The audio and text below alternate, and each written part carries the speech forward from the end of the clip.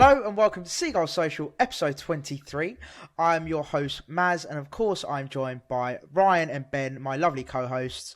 As always, chaps, I'm going to ask you the same question. How are we all doing today? Chalky milk make pain go away. I mean, episode 23 is the same as episode 1, mate. Yes. This is a pre-recording. This is going to be the same episode, the same the past 18 episodes, unfortunately. Yeah. So enjoy the rest of the show. Yeah, I mean, it's the same old story, boys, really, isn't it? Not really much more we can say. I feel bad for Graham, mate. I feel bad for Graham. Let's start with that, Ryan. So we'll kick off with you, mate. So, look, first of all, obviously, anyone who missed it, we did draw again 0-0 with Fulham, as per the last result. And Potter got quite a lot of criticism. Now we'll discuss rightly so or unfairly so. But yeah, kick us off, Ryan. You obviously you saw a lot of that online, especially. What were your thoughts on? Do you think it was unjust or do you think it was fair criticism? Mate, I've got like 99 plus requests on Instagram right now. Like, I don't get why people think that having a go at me is going to change the fact that we draw games. Like, that's one. You're Graham Potter's son, Ryan. What are you talking about? Yeah, it's my fault. Anyway, but the point is, right, how people are saying Potter out right now. On the back of that, I don't get it. I'm sorry, I really don't get it. I may have questioned him a couple of weeks ago when he got it off, but now, like, he's been again. We've had probably 4 or 5 bad games all season, I'd say. A handful of games where we've been genuinely the worst team in that game where we didn't deserve to win. Do you agree? Because I'd say one really sticks out to me is Leicester, but apart from that, I'd say Leicester, Sheffield United. You could argue. I think we've had most of our games. We've been the better side pretty much every time. How that can then be on Graham Potter because Mopé misses from 6 yards, because Trossard misses from 8 yards, because it just goes on and on and on. How many chances we've missed, and we're going to sound like a broken record at this point, and I'm going to sound like a broken record. We already are a broken record, mate. Yeah, people externally probably going to be thinking I've gone insane because I keep saying the same thing over and over again. But I'm sorry, you just got to trust the process because Graham Potter doing it right. We're doing the right thing. We're doing the hardest thing in football, creating the chances. If we weren't creating the chances, there'd be a problem, but we're not. We're doing the right thing. Potter is doing all he can. It cannot be on him that we miss countless chances from very simple situations. It's not like we're having our main chances from 30 yards out. Our main chances are in the 12-yard area. Like, that's not on him. I'm sorry. Yeah, that's a little rant, but it's so annoying. I agree. I mean, what more can Graham Potter do, to be honest with you, with regards to actually getting people to score? Like, at the end of the day, to play devil's advocate you could maybe argue that Potter, is it the system? Is it the personnel? So, the people he's choosing? That's just to play devil's advocate. But I'm with you, Ryan. And I think personally, what more can he do? He's played different players. He's played different strikers. Yeah, exactly. He's played different systems. So what more can he actually do apart from get on the pitch himself and lace up his boots? I know people were annoyed that he didn't make a sub until the 80th minute, and that's obviously I was going to bring that. But at the same time, the players that were playing were working. I mean, you can say that the strikers didn't score and you should replace a striker, which is fair enough. Maybe you bring on Aaron Connolly, but whether he was ready yet, who knows? I'm sorry. But yeah, I think is he really going to come on and score? Is he really going to? I'm sorry, Aaron, but would he come on and score realistically? Probably 21 today as well. I mean, yeah, happy birthday. But no, the point is the worst happy birthday ever. No, sorry, happy birthday, Aaron. But no. Oh, yeah, because that was better. It's gone out my head what I was even saying because Aaron Connolly's birthday's gone into it instead. It's just the same stuff. Iose Perez all over again, isn't it? Iose Perez in my head. It's just, I know what you mean. Like, also as well, like, the same as you, Ryan. Like, let's be frank. On the bench, we had Percy Tau in terms of attacking options. We had Percy Tau, Shaqiri, I think it was, and Connolly and right? Lallana. And Lallana, right? So let's be frank. In terms of actual, natural born finishers, that are going to come on the pitch and score a goal. Shaqiri's unproven. Tau again unproven in this league at this level. And then maybe the only one you could argue is Lallana, but he's not a goal scorer. He's not an out-and-out striker. And he's been out for like 3 or 4 weeks, isn't he? Exactly. So you think Connolly's been out for 3 weeks. Lallana's been out for 4 weeks.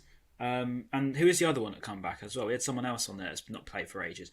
Towell's only played like 1 game, 2 games. So, you know, how people can say, yeah, well, if we brought on Lallana, we would have done better. Or how if we brought on Conley, we would have done better. They've been injured. They've been out of the. They haven't been in the team, so you can't say. My only question is, Ryan, why would you have Lallana on the bench if you don't think you? Surely Potter put him on the bench because he knows that he could have brought him on. You wouldn't. You could replace him with someone else, like a reserve, like Reda Kadri on the bench for him. So there's obviously Lallana could have played. He should have been fit enough to play because that's why he's on the bench. And then my question would then be, Proper for Alexis is probably the last swap I would have done. Because Alexis was actually playing half decent, and Proper, I know he's been a cam like 4 seasons ago. He's not really been that kind of player for us. So surely Lallana would have been the much better option there. Like, why would you have him on the bench in the first place? If you're not... I agree with that. The only reason, go on, Maz. The only reason I was going to say then is, you know, we're playing against, you know, let's face it, they were always going to use the counter attack. They brought on Mitrovic, so you could tell that they were going to go for a counter attack. So I think the reason why we did that, Alexis McAllister only played 60 minutes a game recently. Maybe not an excuse. I don't know. We can only speculate, as I always say. But, you know, my thinking behind it was probably a good sub, because in hindsight, you need someone just in case they are going to try and hit us on that counter attack. A bit of experience, a bit of someone to break it back down, because Proper on his day is, you know, very, very, very good. So, you know, he is the guy, maybe in hindsight, it was probably a good substitution. It didn't upset the rhythm. Yeah. And I think that's what Potter's main thing was, not to upset that rhythm, because we were doing so well. And I think if you bring on someone that could potentially upset the rhythm and going forward, you know, we were getting into the right places. We were just missing those chances, and that was the problem. It wasn't that we weren't That's why creative. he waited until the 80th minute. Obviously, that's why he waited. This is what I didn't understand. So, okay, so we were on top. I'll be honest with you. I don't think Fulham threatened us at all. Like, I didn't see anything from Fulham that made me worry apart from all that night. last Apart from minute the last minute bit where they sort of done us, and then Donkey saved us again. But apart from that, right, Fulham for me didn't do anything. So my sort of the talking about subs, right? Talking about the whole substitution thing, I have to question Potter and just think, okay, I get what you're saying, Brian. I do get it with the Proper, you know, getting that bit of stability in midfield. I understand that, but to not make any substitutes up until that point, I just felt like when you're dominating that game like that, why not get more attacking players on, or just freshen up a little bit? Because I just felt like, you know, we were creating stuff, and not amazingly, but we were on top. And I just felt like this was the time, like 70th minute, 60th minute, just get someone fresh on and just sort of make that even more of a threat going forward. So, I don't know. I personally would have liked to have seen him make subs earlier. But at the same time, like Ben, you mentioned earlier, the fact that we were playing well and there was no need to change it, I get it as well. So, it's a tough one. Like, I don't know. There's no like right or wrong for me. It's just down to the particular manager. And in this case, Potter did what he did. So, my only issue I'm obviously not is saying... the fact... Go on, Ben, go on. All right, I was going to say, I've been brewing on this one since the full-time whistle. My only issue is, like, we're creating all the chances, and we're constantly crossing the ball into a box and working it down the wings, but then crossing the ball into a box with a small striker of, like, Neil Mopé. And call me crazy, but one of my friends said this. He was like, if that was Glenn Murray or Joa in Mopé's positions, like, I think he had, like, maybe 3 decent chances, they would have at least got them on target, or at least put one of them away. But Neil Mopé isn't that striker that you should be crossing balls in. Like, he's a player that needs to be getting played balls behind and maybe running one-on-one with the keeper. But literally constantly crossing the ball into him when he's sometimes the only player in the box against 2 centre-backs. Like, that's never going to work. I just don't get why we just continue doing that.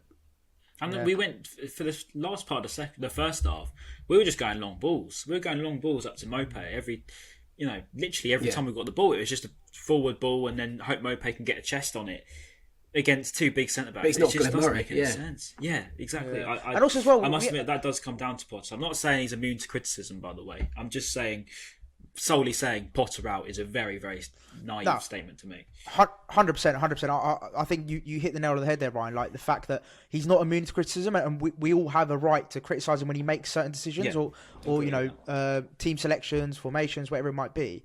So yeah, 100%, we can sort of give our opinion on that. But it is like, I think any manager, when they, you know, if results aren't going the way, they're going to be questioned. You know, we've had X amount of draws. I think we've got the most draws in the Premier League. We're sitting 17th in the league, so he's going to come under pressure and he's going to come under criticism. It's just it's just natural, isn't it? So no, I just think don't hit the think nail on the head there. Even if we get relegated, I can't see him being sacked. I just don't think it'll happen. I don't think, the way Bloom says it, I think it's just, he's here for the long run. We can see what he's trying to do, and we're going to stick with it. And I think the sooner our fans get our head round that, the better, because we've just got to stick with 100%. If we got relegated, I would 100% want to see him in charge. Like, I want to see him stay in charge because I think we've said it loads of times on the pod before. I personally think he's got a vision and he's got a long-term... Like, he's a good coach. I truly believe that. I truly believe he's a very good manager, a very good coach, and I think he can get us getting results as well towards the end. But just at the moment, it's a lot of style and not enough substance, like not enough finishing and just getting the results that we need, which is just frustrating all round. But yeah, I definitely see in him that he's a great manager. Any other day, that our chances one of them would have gone in. It just so happens that the Fulham keeper who I mentioned in the preview had an absolute belter and got man of the match, for fuck's sake. Like, that's just our luck. Like, they didn't threaten us like you said, Maz, but their keeper's like the one player that kind of did turn up for them. Yeah, and he had an absolute stormer, which is so frustrating. It's just story of our season, isn't it? Really? It's story of our season. Right, so let's. That's what you're getting your bike quality, to be fair. Yeah, true. But let's talk about then the game itself. So again, I mean, there wasn't any really clear-cut chances. Maybe like for the first 10 minutes, Fulham, they had their little spell, didn't they, for the first 10? Yeah. But then after that, they did literally nothing, in my opinion, apart from the last minute goal line clearance. But yeah, so with regards to that, one sort of question I did want to just bring up to both of you. So we start with you, Ryan. With regards to Webster, so historically, I'm not saying yesterday, like, he wasn't bad at all. Like, I'm not saying that at all, but just in general, like over the season, there's been talk when White has gone back into centre half that when he goes left centre back, he struggles and like he gets found out a little bit. And obviously he played left centre back yesterday. And I'm not saying he had a bad game or anything like that, but just like in general, when he plays that left centre back, do you worry about him in that role? And would you rather? So my question to you would be: would you rather have White in the left centre back role, and then Webster on the right, or do you not see it big of an issue?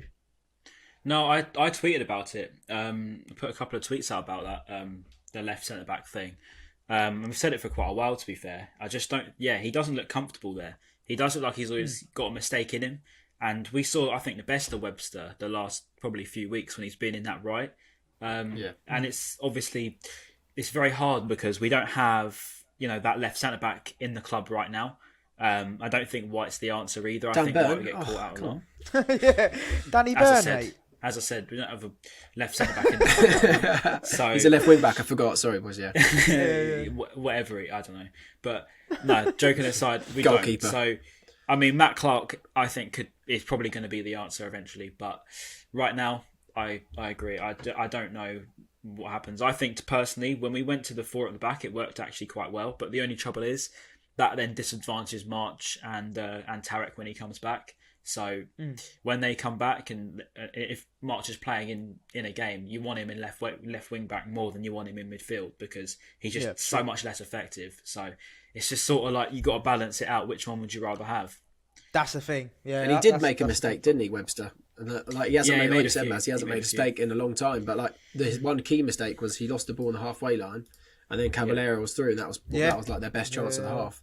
Yeah. Luckily, he put it wide, but he gave the ball away there, which is something that we used to think he'd done quite a lot. But like you said, he's been doing really well. What do you reckon, Ben? Do you reckon do you have a solution for that? Like, would you play White in that left centre back role? Would you put Dunkey there? Like, do you think there's anything that we can do?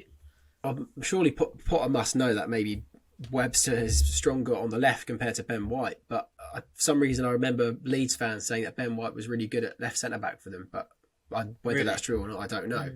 But clearly there's a reason why Potter's putting Ben White on the right instead of Adam Webster.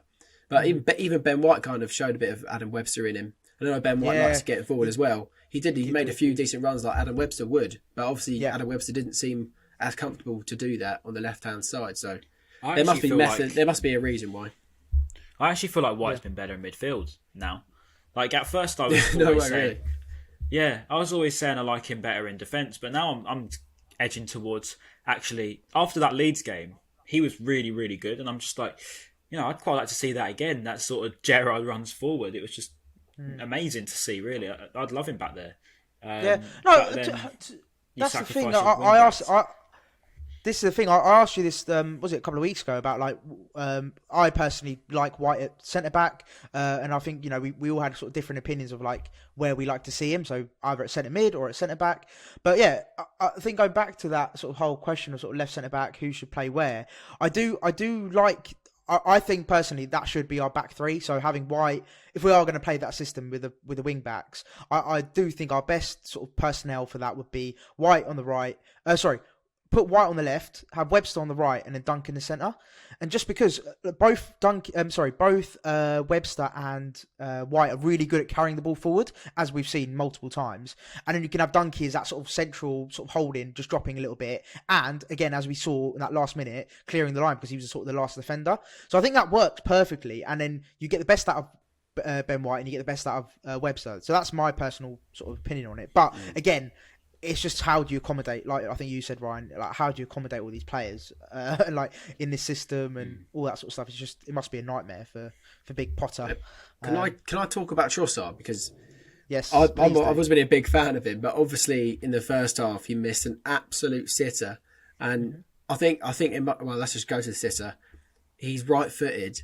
How did he not literally just all he had to do was like kick the ball straight and it was going to go like top right corner or bottom right corner, but instead he somehow hit it to the left and literally straight at the keeper. Like, I do not know how a professional footballer thought that would have been the better option when going literally straight for the right. Even passing it to Alexis was there as well. But my question is, like, is he playing too far forward? Like, he should be playing more of a 10 role. He should be playing bench. He shouldn't be the player on the bench. No, he's good, but he shouldn't be the player that's receiving the ball in the area. He should be the player that's delivering it. Like Mope's passing it to him. Mope was trash anyway, but Mope's the one passing it to Trossard, and we saw against Leeds when he had that chance, skied it over the bar when it should have at least got it on target. And again, like how he didn't put that away, because that would have been the game-winning goal, obviously. And that when he missed that, I was so livid, mate. I actually think Trossard had a good game. Apart from that, in the second half, he was quite good. He got that out of his head, to be fair. In the second half, he was actually really good. It's just a shame. I was about to say on socials, a lot of people were saying that what you just said, Ryan, like how they all thought that Trossard actually played well, and I agree to a certain extent. But I'm looking at it over a run of games, so I'm not just looking at yesterday's performance. I'm looking at it in the last, let's say, 5 to 6 games, for example. Now, okay. Admittedly, he does have his little spikes where he looks decent. Like you look at him and like, he's very good. I think it was the one half against Leeds, and then obviously the second half City versus Fulham last night. Oh, and City as well. So he has these like sort of 20 minutes, half an hour of like not brilliance, because I wouldn't go that far, but he's got you can see he's got it, and then he just goes missing, or just what was that game where he gave the ball away like 20 times or whatever it was? Newport. 24 times. Like, oh mate, like he just, for me, terrible. He's got no consistency right now. Like he has got no consistency, and for me personally, and I've said it for weeks now, he just needs to be out the team. Like I don't want to see him in the starting lineup. No, he needs to be starting. But I think he's just too far advanced. Like he needs to be out the team for me. I'm with Ben on that. I think if you take him out, Matt, who are you having? Okay. I'll tell you. Bring on Lallana, maybe have Lallana there instead. But well, yeah. So okay. So if Lallana's fit, I would have him. But worst case, I'd have. So how I'd play it? I'd play it 3 at the back, wing backs. Then I'd have Basuma and who would I have? I'd have someone else alongside Basuma in centre mid. I can't really remember who. Moda. And then and then I'd have Mac at the sort of the attacking mid position. And then how many more positions have I got left to play with? 2 more. And then I'd have Mope and either Welbeck when fit, just because he runs a lot. When fit. Yeah, if fit. Or Percy Tau.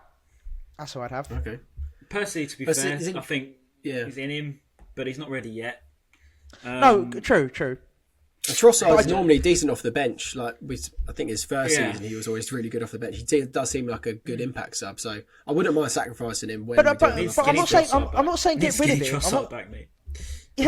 not saying get rid of him. I'm not saying like get him out of the team, like sell him. I'm saying drop him out of the team, like give him two or three games where like basically you're saying to him, look, your performances aren't good enough. You're going to stay on this bench until you start playing consistently well.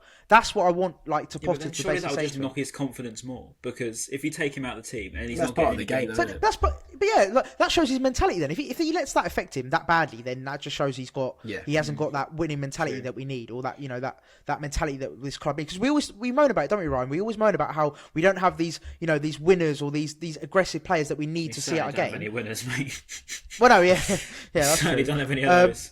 But like, we always talk about mentality, and we need those players that are going to sort of fight for the shirt. And to be fair, one thing actually now that reminds me of actually is Mopé. Right. Well, Mopé. I thought Don't, he put a lot of effort in yesterday. Like, he was busting a gut to get into. I think he lost the ball, and like, he was actually showing a lot of passion in terms of work rate. To be fair, Mopé actually always does. I'll give Mopé that. He is a very passionate player. He's just, I just wish he'd score more, because I like Mopé. Everything he does, I like the way he plays and the hold up play. I think he's really good on and off the ball. It's just when it comes to being in front of goal, he seems to just freeze. Like, I don't get it, because this is the same Mopé who was, well, actually I say he was clinical for Brentford, but I don't think he actually was. I think he was just in an easier league. He scored 20 plus goals in one season. This is what I'm going to say. 27, didn't he? But so this is my thing to you, Before I right? forget, Maz, quickly, just a quick one. Did you see, I don't know if anyone else saw it, when he threatened to throw the ball at the referee? The referee gave it a goal kick and not the corner, and he went like this with the ball, he went, and then stopped it with his hand before throwing it. Yeah, the corner of the sky. No, I saw his crunching tackle. That was an unbelievable tackle. Yeah, that was a great tackle. Same for Bassoon when he got yellow cards. I was like, I don't know how. Yeah, how long Just quickly on that. So Ryan, you mentioned you were like, he doesn't score enough for you. Now, one thing I just did want to bring up. So this season, he scored 7 goals in 18 appearances. No. Hang on, I'll rephrase it before you go, because I know Okay, exactly what you're about to say. I know he scores enough for me, but he misses too many. So he underperforms. No, agreed. Yeah, is what I mean. Agreed. So he misses too much. Point. I'm not saying he doesn't score enough. I'm saying he misses too much. And the Okay, trouble with us is, that's a fair statement. we've only got one goal scorer. So a lot of these clubs that we're going to mention when we talk about the likes of the Lacazettes and the Firminos, etc., they've got multiple goal scorers. We're relying on Neil. That's it. We've got Connolly as our second top, or whatever it is. That's it. We've got Connolly and Mopé. Connolly doesn't even play anymore. We've not got a goal scorer apart from Neil. So that's why those 7 goals don't look enough, if you know what I mean. And they come in the wrong games as well. Well, again, okay, I'm gonna on that one as well. If they come in the wrong game, I saw Liam, our good friend Liam, Albion Analytics. He actually Liam's going to shut me up again. I love it. Yeah. He actually put a tweet out. Let me try quickly find it, because basically he said that. So someone asked him, they're like, in what games does Mopé score? Like, in terms of does it affect the game? So That'd be interesting. So he actually, bear with me 2 seconds. I'm literally going to. I'm assuming it completely goes against what I just said. It does. Probably, it does. It doesn't matter, mate. Just fucking score. Don't care what game it is. Just fucking score when you've got that many decent chances. That's the thing. When it's these chances, it's so annoying. It's so frustrating, because we're about to probably say he scores in crucial games, and I'm sure he does. And I do like Mopé. I just wish he would just score more goals because of the amount of chances he has. You know what I mean? I don't think it's too much to ask to say, look, Neil, you should have 3 or 4, even 5 more goals this season. The amount of chances you've missed. That's not even 100%. Unreasonable to say. No, mate. Even Trossard, someone named, because I think Trossard's hit the crossbar the most times in the top 5 leagues, and I saw someone commented on one of the stats about it, and they called him Leandro Trossbar. Yeah. Fuck's sake. It's just so typical, isn't it? It is tragic. Actually, on that stat, because I've got that up right now, and have you got it? Yeah. This is horrific. This isn't Mopé, but we are the worst team on expected points versus actual points, and the worst team in expected goals versus actual goals. And as you say, Trossard's hit the most crossbars in Europe, or top 5, or whatever. There you go. It's just. So Ryan, I've got the tweet. Sorry about it taking so long. He tweets so much, that Liam. I was struggling to find it, but no. So it was 16 of Neil Mopé's 21 Brighton goal involvements have been game state changing ones. So by that he means either losing to drawing or drawing to winning. So he is a scorer of important goals according to Albion Analytics. Sure I mean, but he could have a lot more to that as well. Yeah. No, agree, mate. 100% agreed. He can score. He should be scoring a lot more. But then, like you said, right? Was it you, Ryan? I think you said about how we only rely on him. Like that. that's an issue, right? Because why are we solely relying on one striker? You know, we should be getting goals from. Basically. but then we've got to think. Yeah, we got to think about why do we just have one source? Because you're right, Mope and the next top goal scorers I think are on 2, which is joint with like Lewis Dunk, Pascal Gross. Do you see Ben White's post? Like, I know when footballers do their like post-match caption, it's like, we'll keep fighting and the win will come or whatever. Great performance.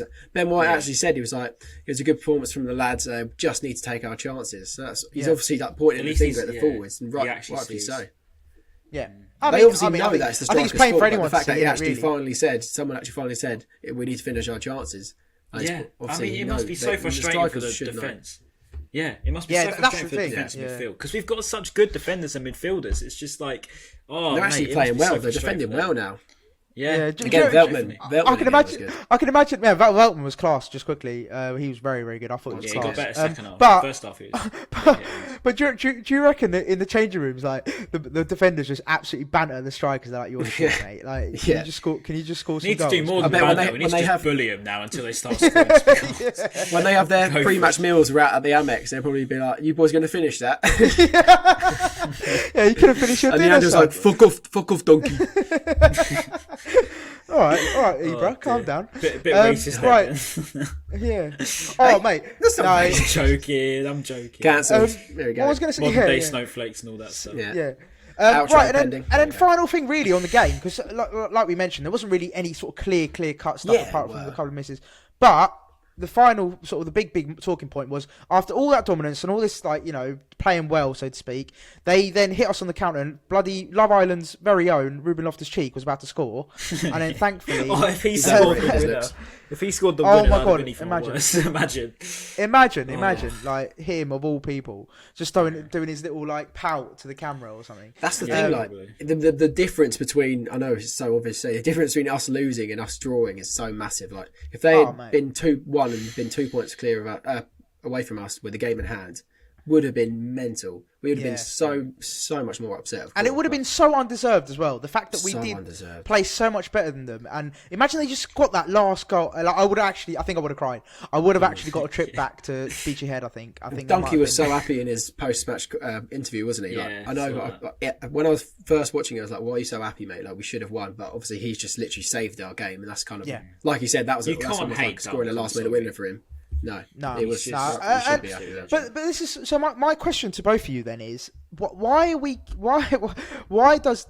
we need Donkey to save us? Like, why are we getting in these positions where we're in the 91st minute and we're so close to potentially losing a game which we were so on top? Like, what do you think needs to change with regards? Is it tactics? Is it attitude? Is it personnel? Goal scorers. Do we need Simple. You need goal scorer. So is that bringing in a goal scorer? I can't see that happening because of the whole. Well, it won't happen, but it has to. It won't happen, even if it's just a loan, but it has to. That makes no sense. Naylor tweeted last night. Sorry to interrupt. Naylor tweeted last night. It's like, I can't believe Brighton fans, after seeing we're in 67 million. I can't believe Brighton fans are saying we need a striker. Well, just don't buy one. Get one on loan. Like, okay, but who are you bringing on loan? I'd go back to, I don't know, Origi? Fuck no. Like, he's literally played like a couple games in there. So we get Origi, misses one-on-ones for Liverpool against Burnley. I suggested Origi a couple of weeks back, and I'm gonna retract that statement now. Really? Because I don't want Origi to come. Yeah, but he missed one opportunity. Our players missed countless opportunities. Yeah. No, I think you're overlooking it. Like, he's to be fair, Origi. You talk about the target man kind of, you know, like that big figure, like the Murray Hughes type. He could. Well, yeah, let's talk about Andone. Go on, Ryan. Yeah. What do you think he brings that we don't already have? Hopefully goals. I mean, the thing is, I remember I used to absolutely love Andone. Like, I literally used to just absolutely love him. And I'd always say, like, do you have one of your screensaver?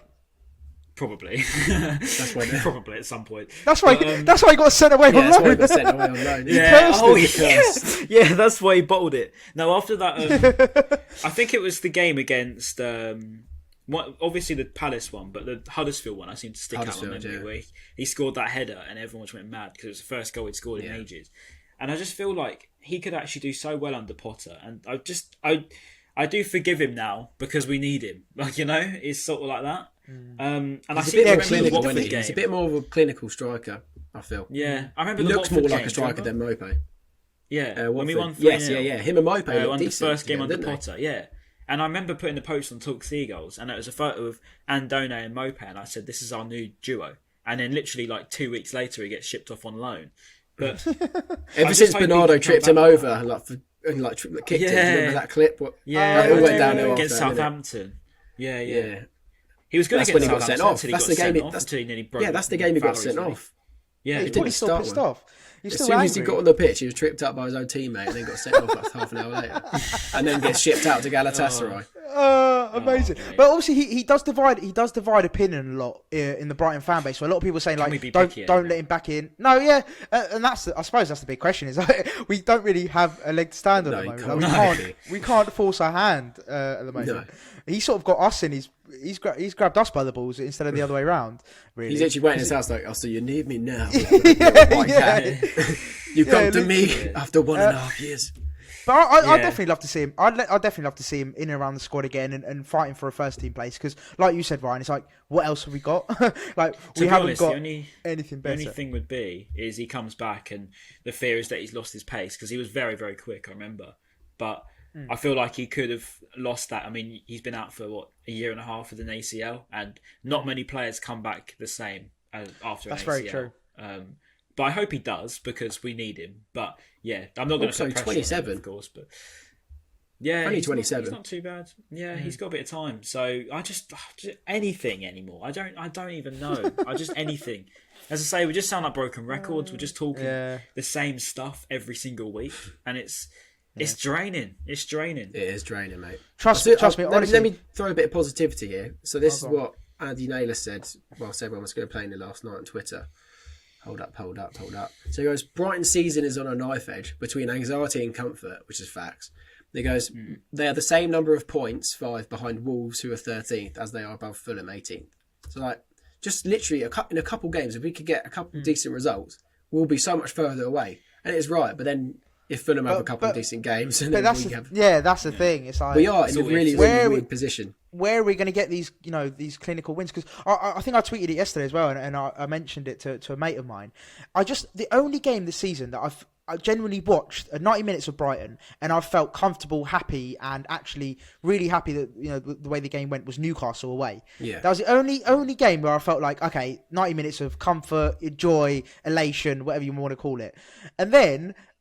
Even the Leeds game, like I was on like the last 15, 20 minutes, I was literally on the edge of my seat, like, oh my God, we're going to concede, we're going to lose. I couldn't breathe. I was having heart palpitations, and it wasn't good. So I just feel like every time I've watched Brighton, and yesterday included, I've just been left frustrated, annoyed, and just like, why can't we just take our chances and just score goals and get results?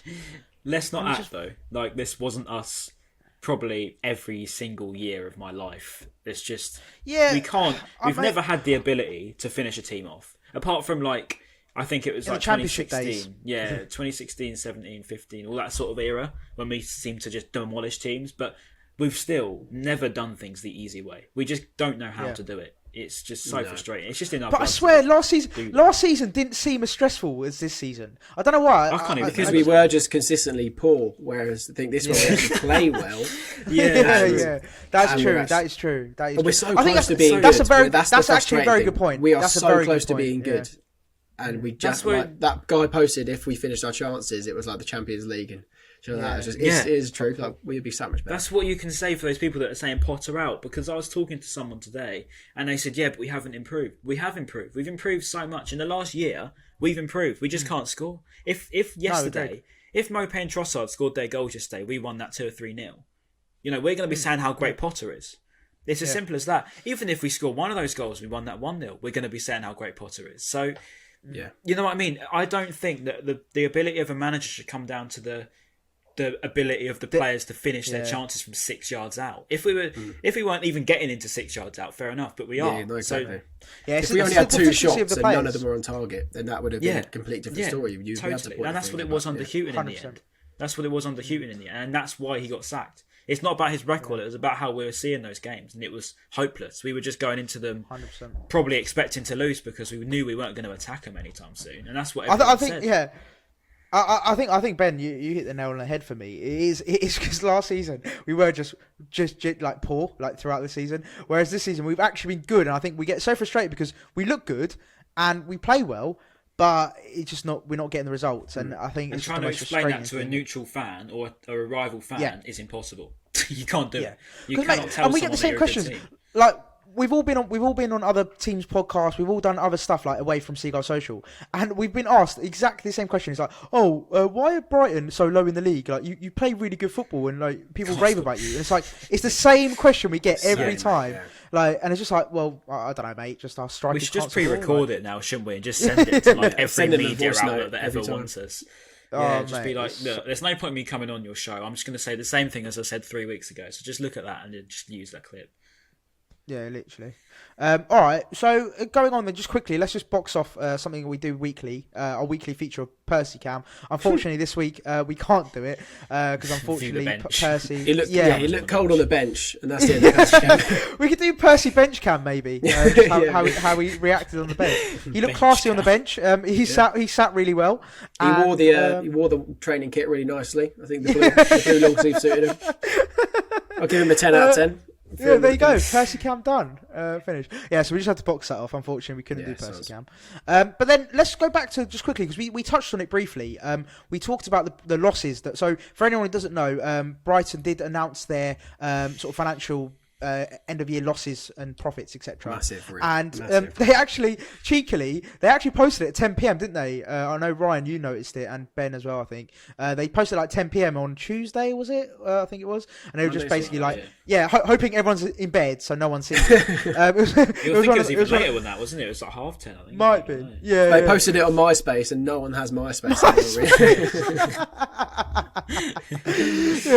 They posted it on Reddit and just hope no one saw it. But no, so they basically announced a £67.2 million loss, 25 million attributed to COVID, and they also borrowed 37 million, which is going to be against future broadcast revenue.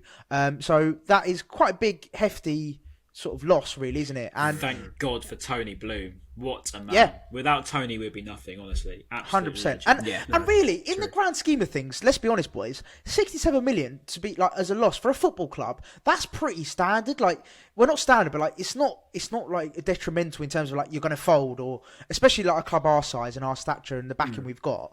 It's not going to like make or break. But of course, it's not great. It means that we're not allowed. We can't spend as much, and we're going to have to unfortunately make sort of cost cutting measurements. It's a bit of a it would be 45 million. It would be 45 million without COVID. Obviously, doing quick maths. It's a bit of a bit scary, I think, looking at what it could be for next year if COVID doesn't sort of improve over the next few months, because then you could be thinking that's a bit worrying, because another 25 million basically.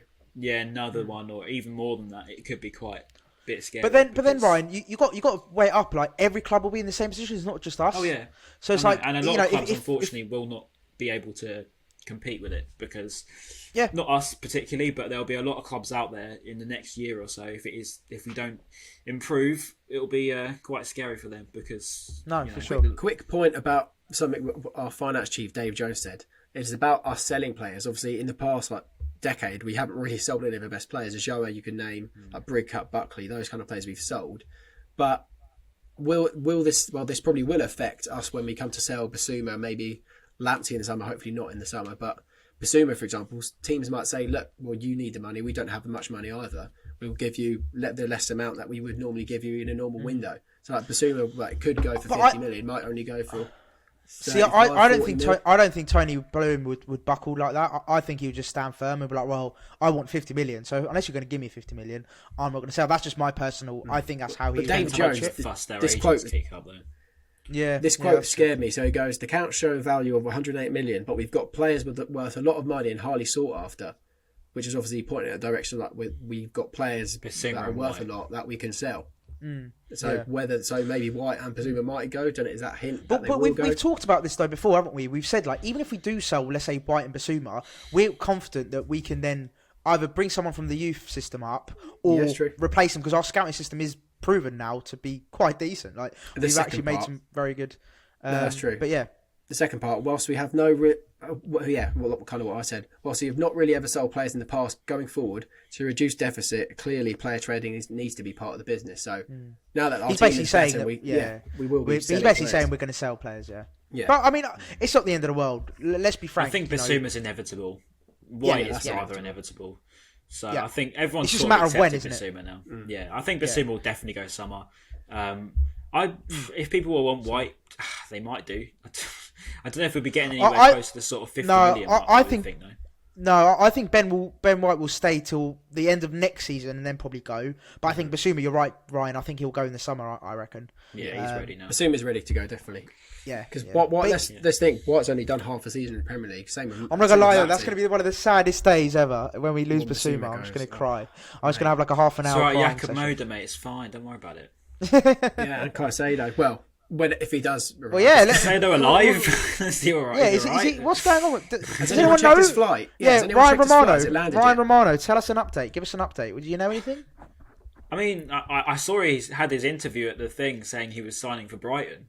And then, I mean, Andy Naylor's literally put tweets on saying, when he signs, he's done. It's done. It's all done. Yeah. Everyone And knows wasn't there a it's video done as deal, well, so Ryan? why don't we just announce it? I swear you tweeted a video as well of him at the airport crying with his parents as if Yeah, he was with departing. his parents crying. And then he his said flight after over the that, Bermuda He was Triangle crying. to He was crying because he didn't want to go to Brighton.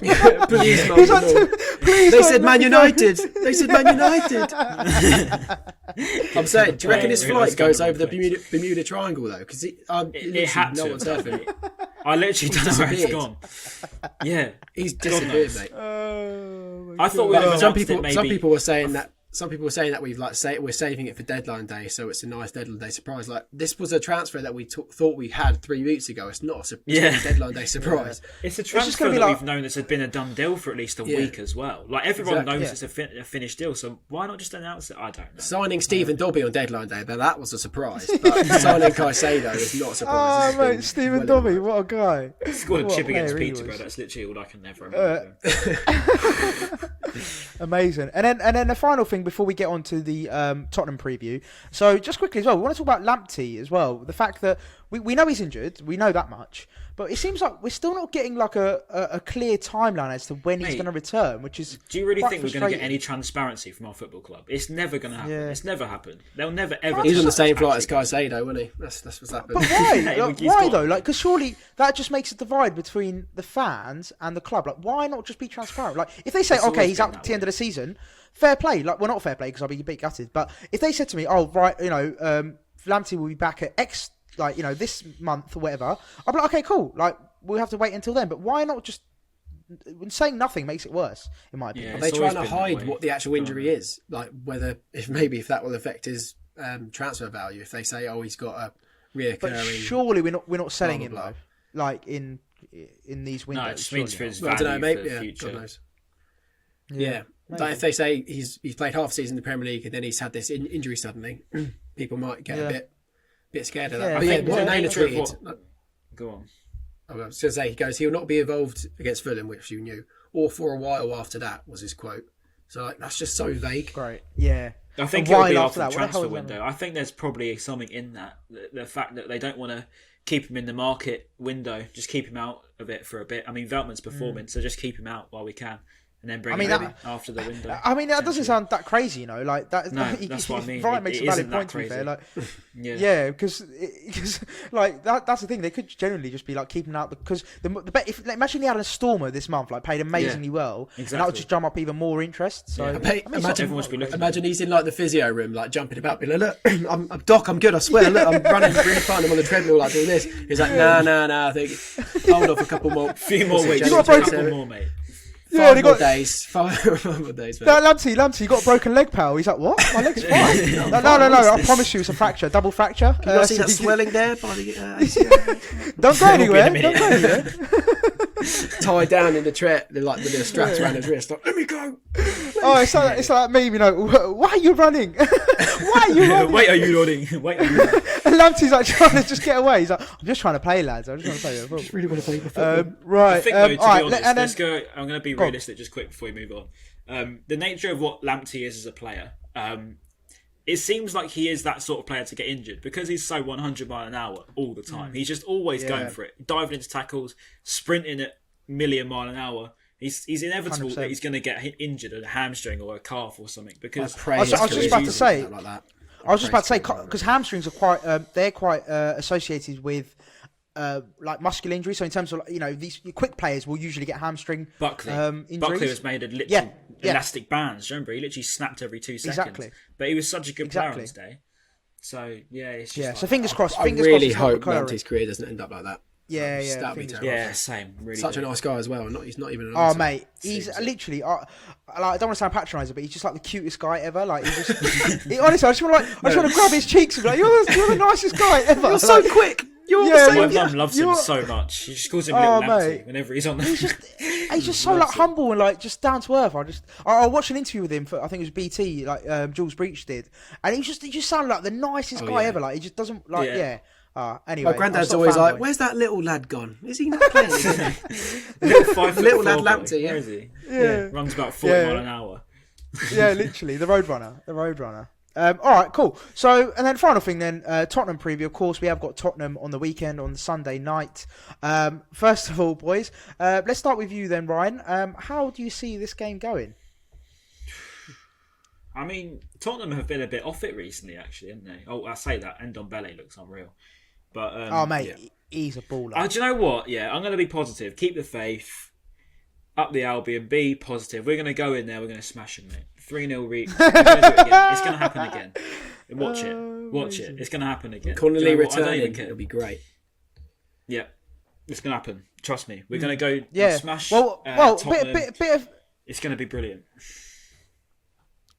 So you mentioned them going off the boil at the moment. I think this one's going to bite you in the arse as well. They in the last 8 games, they've won 6, drawn 2, and yes, they haven't lost in 8 games. Their last defeat came against Leicester at home back in December. So they're doing quite well. But good news is Ben Davies is out injured, and Reguilon is out injured. So they're left backs.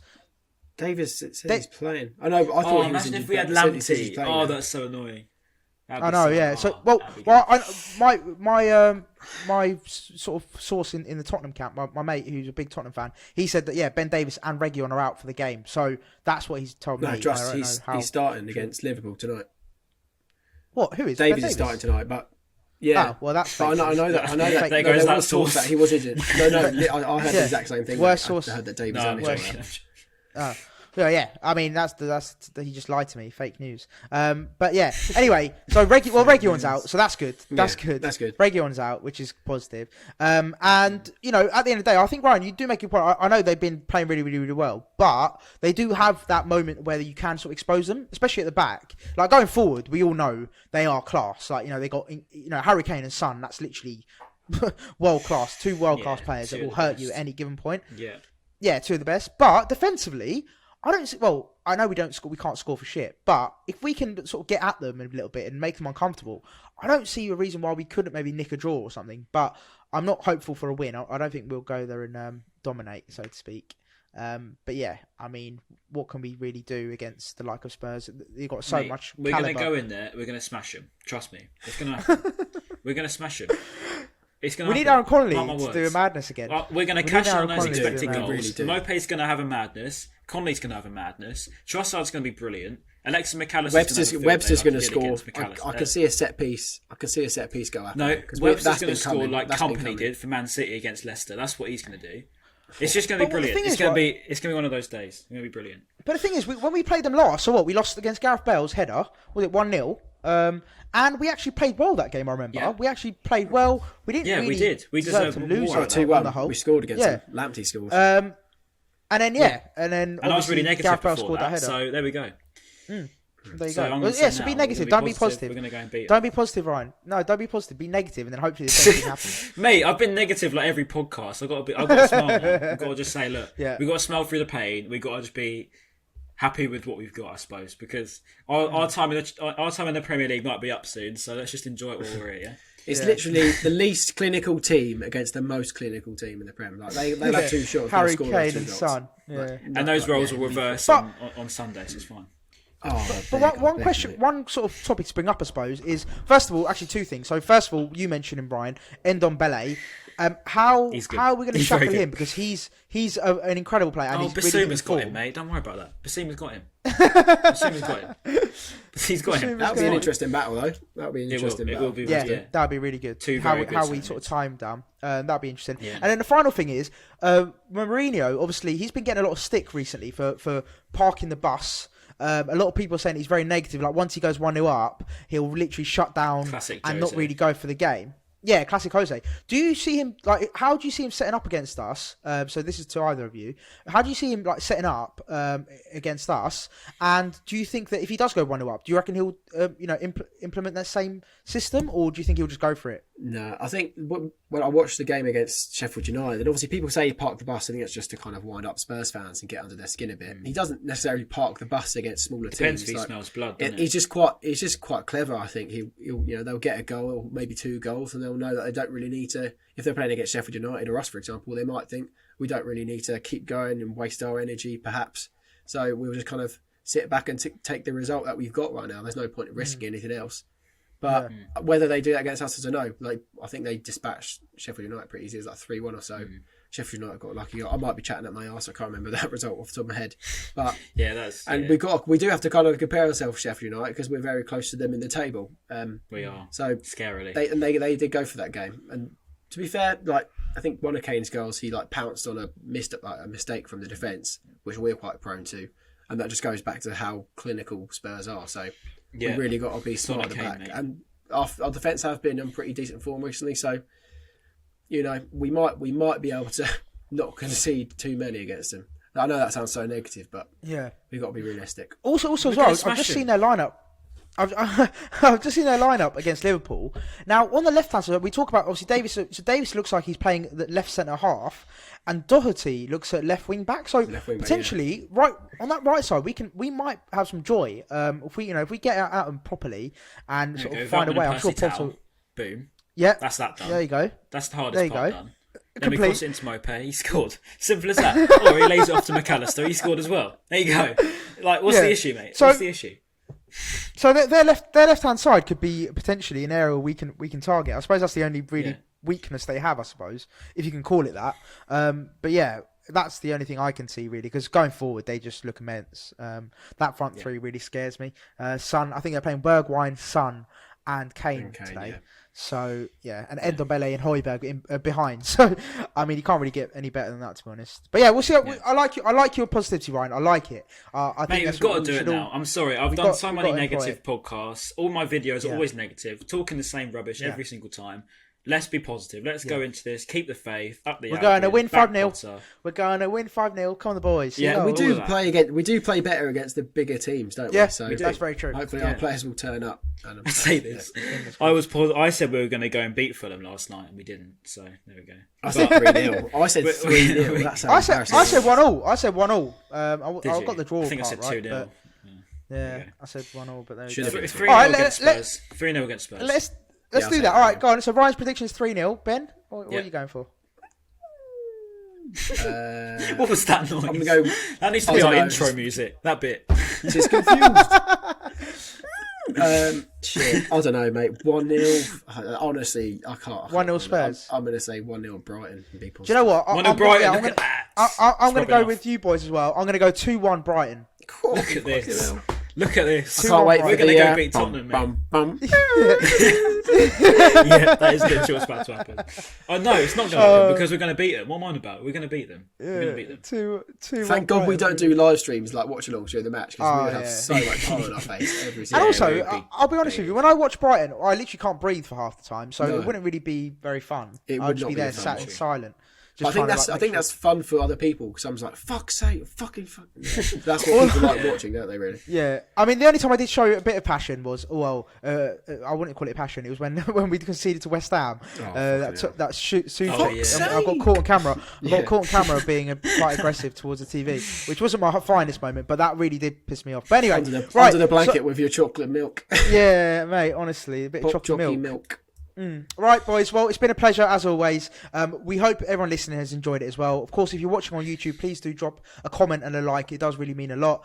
And of course, keep streaming it on Spotify and on Apple. Again, really, really helps, and we do appreciate it all. Yeah. And of course, we shall see you Also, Next. sorry, before you go, Go on, Ben. can I just get everyone Ben's just put F also in the, before my also.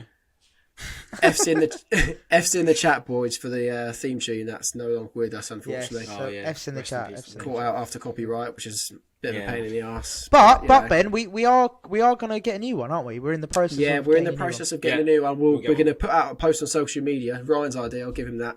We're going to put like a selection of 10 or so theme tunes, and you guys will be able to vote. Write the team even if you tune, vote for the sing the worst team one, we won't use it. Still going to be Your point is basically irrelevant. Whatever your opinion is, it doesn't actually matter. But we're just trying to put it out we're just trying to anyway. get It's engagement. democratic. we want to get comments, so yeah. We're driving engagement, basically. I hope you're enjoying the temporary theme tune. Yeah. It's not very good. It's That's all right. Yeah, let us know in the comments which one you want, or which And don't one forget you the think F's is in the best. chat. Do not forget the F's in the chat. F's in the chat. But But yeah, of course. To round it go off, on, Ryan, round it off. Up the Albion, keep the faith, and back Potter. That's all I'm going to say. Seagulls!